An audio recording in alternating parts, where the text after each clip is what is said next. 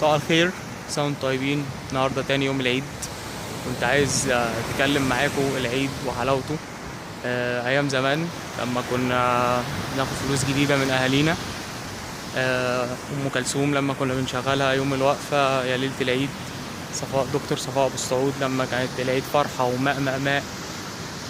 الهدوم اللي دايما كانت والدتي بتجيبها لي اكبر مني عشان تقعد معايا عشان جسمي بيكبر وبلا بلا بلا.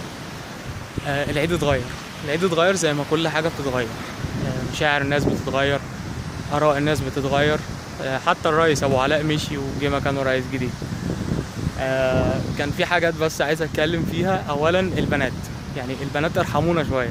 أنا ما ينفعش أبقى نازل أصلي كده على طول وألاقي البنت ضاربة الأكسجين ومطلعة نص شعرها من الطرحة وحاطة اللبانة ورسمة التاتو وحاطة خلخال وماشية بتتقطع في الشارع. فاللي هو ارحمينا يعني. وبعدين بقوا يخشوا دلوقتي ما بين مصلى الرجاله، يعني الرجاله قاعده بتكبر والاقي البنت كده معديه عشان عايزه تعدي الناحيه التانيه، مع ان حضرتك انت ممكن تمشي شويه صغيرين وتروح جايه يعني تعدي من ورانا، بس لا. والزاد وغطى اللي هو من سنتين بقى هما بيصلوا جنبنا، فاللي هو انت واقف بتصلي كده وتلاقي البنت جت وقفت جنبك. لا والله، اللي هو لا تعالي بقى اقفي في النص عشان ايه يعني تبقي فاصل ما بيني وما بين الراجل اللي جنبي عشان هو المحرم مش انتي. فحاجات غريبة بقينا بنشوفها.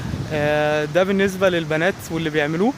بالنسبة للرجالة اللي هم المفروض رجالة، بقوا يعني اغلب الشباب بيروح يستشور شعره يوم الوقفة ويروح جاي عامل هنا الخط بتاع حسن الشافعي، وفي حاجبه اليمين يروح جاي ضارب موس هنا شبه محمد رمضان، ويروح جاي ايه لابس لك ليجن بتاع البنات او لابس شورت ورايح يصلي. فاللي هو حضرتك انت اصلا قالب على سوسن، فاللي هو انت كده مش راجل، معلش يعني.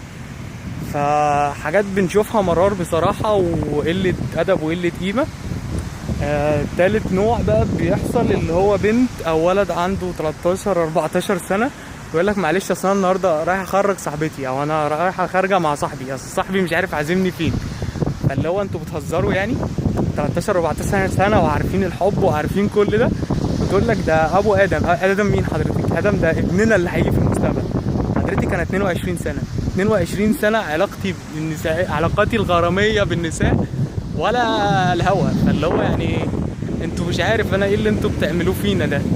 وتلاقي بقى يعني بيشربوا سجاير كمان، يعني اللي هو عيل صغير كده انت لو اديته كف يعني هتجيبه الارض، فاهم؟ تلاقيه بيشرب سجاير وماشي بقى ايه يعني البنات معديه ولا هي مزه مش عارف ايه. فاللي هو يعني متحرش وبيشرب سجاير، والتاني اللي هو مش متحرش ومش بيشرب سجاير مصاحب اصلا وبيخرج صاحبته، واحنا قاعدين كده الشباب اللي هو 22 سنه وما فوق قاعدين في البيت عشان مش عايزين ينزلوا عشان البلاوي اللي بتحصل. فلك ان تتخيل دلوقتي حجم المعاناه اللي احنا بنعانيها كشباب.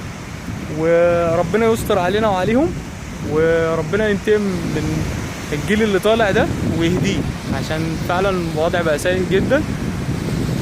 وبس، شكرا.